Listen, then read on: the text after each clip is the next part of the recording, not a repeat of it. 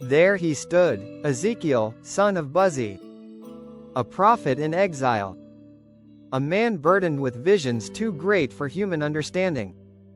Israel, his people, were scattered, broken, wandering in a land not their own. Their spirits crushed, their future uncertain. Their hope, long buried beneath the weight of despair. And now, here he stood, alone, before a valley of the dead. A lifeless wasteland stretched before him, as far as the eye could see. A graveyard of forgotten warriors.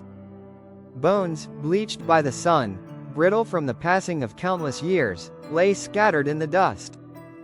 Then, from the heavens, a voice. A voice like rolling thunder, yet close, whispering deep into his very soul. Son of man, can these bones live? Ezekiel's breath caught in his throat. His fingers, trembling, brushed against a skull, smooth, hollow, emptied of all life. He closed his eyes, and in a voice barely above a whisper, he answered, "O Lord God, you alone know." A silence followed, thick, heavy, stretching across eternity. The wind stilled. Time itself seemed to pause. Then suddenly, the wind returned, fierce and powerful. The ground shuddered. A deep, resonating tremor rippled through the valley. And then, the bones moved. From the dust, they began to shift, drawn by an unseen force. A great rattling filled the air as skeletons reassembled, ribs snapping into place, skulls settling upon necks, arms and legs reconnecting in divine precision. The valley, once silent, was now alive with sound, a storm of motion, an orchestra of resurrection. The voice of God spoke again. "Prophesy to these bones, Son of man.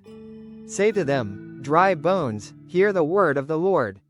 Behold, I will cause breath to enter you, and you shall live." And so Ezekiel lifted his voice. And the bones obeyed. Now they stood, skeletons no more. Flesh wrapped itself over bone. Sinews stretched. Skin covered the bodies. An army restored. But something was missing. Something vital. Ezekiel gazed upon them and whispered, "There is no breath in them." And the Almighty commanded him once more, "Prophesy to the breath. Say to the wind, come from the four winds, O breath, and breathe upon these slain, that they may live."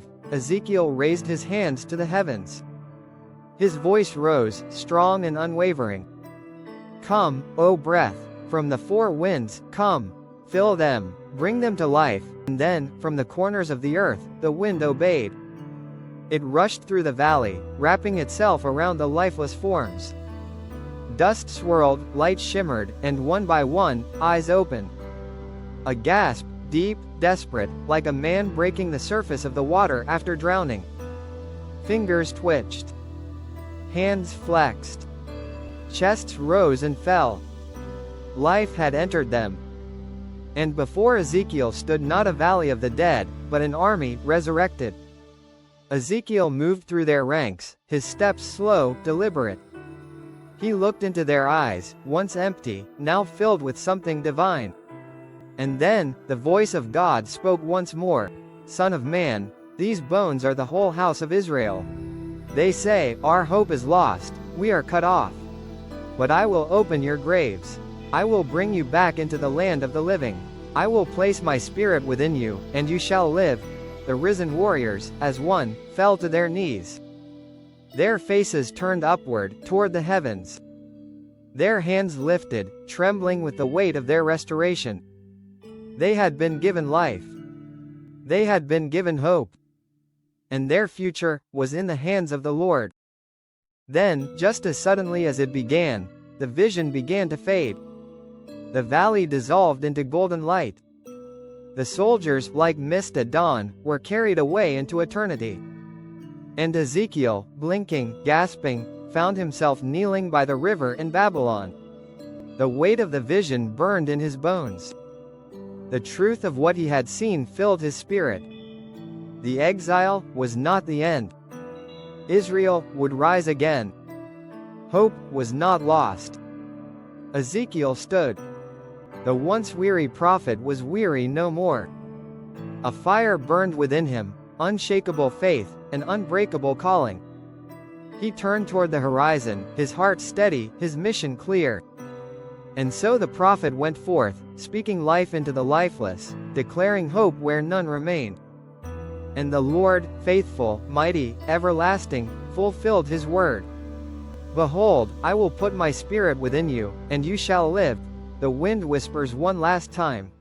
The screen fades to black.